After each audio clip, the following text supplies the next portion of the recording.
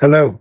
If you're a permanent resident of Canada or a PR card holder facing the risk of a status revocation due to a failure to meet the 730-day physical presence requirement within a 5-year period, this video is the most critical and precise legal analysis you need to hear. Many people assume that when an immigration officer overseas refuses their travel document application or PR card renewal due to a breach of the residency obligation, the matter is completely finalized. However, as a litigating lawyer before the Canadian tribunals, I am here to tell you that this is merely the beginning of a specialized legal appeal process. Let us dissect the statutory framework precisely. Under Section 28 Sub 1 of the Immigration and Refugee Protection Act, or IRPA, a permanent resident must be physically present in Canada for at least 730 days in every 5-year period. If this obligation is breached, Section 63 Sub 4 of the same Act grants you the statutory right to appeal that decision made outside Canada by an immigration officer to the Immigration Appeal Division, known as the IAD.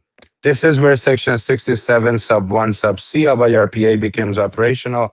This is specific statutory provision empowers the tribunal to grant a special relief and reinstate your permanent residency by taking into account humanitarian and compassionate considerations known as HNC factors, with a mandatory emphasis on the best interests of any child directly affected.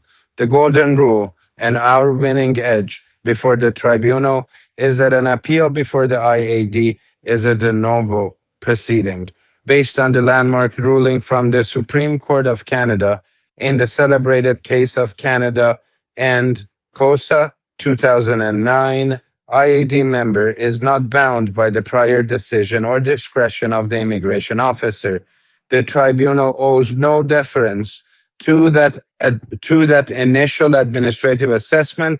The member possesses full jurisdiction to exercise a fresh, completely independent discretion on the matter. This means we are legally permitted to introduce entirely new evidence, testimonials, and documentation that were never before the tribunal, that were never before the initial visa officer, forcing the tribunal to evaluate the case afresh from square one. This represents a genuine second chance to salvage your status. But on what legal parameters does the tribunal measure your humanitarian and compassionate grounds?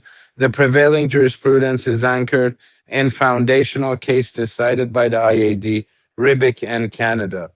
Although Ribic was a decision from 1985 and it was originally a removal order case involving a foreign national, the IAD has consistently applied this adapted set of factors to residency obligation appeals, principles later solidified in federal court jurisprudence, such as AMBAT in 2011. The tribunal is legally mandated to carefully weigh the following specific factors. First, the extent of the breach, meaning exactly how many days short of the statutory 730-day requirement you are. Second, your initial reason for departing Canada. Third, the objective and justifiable reasons for your continued absence outside the country. Fourth, whether sincere attempts to return to Canada were executed at the first reasonable opportunity. Fifth, your degree of establishment and integration within Canada assessed both at the time of your initial landing and at the time of the present appeal hearing, including employment history, tax filings, and asset ownership. Six, your remaining family ties within Canada and the direct impact that your loss of a status would inflict upon those family members. And finally, the overall level of hardship and suffering that you would personally experience if removed from Canada. Compounded with these factors under Section 67, Sub 1, Sub C of IRPA, an assessment of the best interests of any child or BIOC directly affected by the outcome is strictly mandatory. In this context, we rely heavily on the historic Supreme Court of Canada decision, Kanthasamy, from 2015, which the IAD treats it as an authoritative case regarding the definition of humanitarian and compassionate grounds.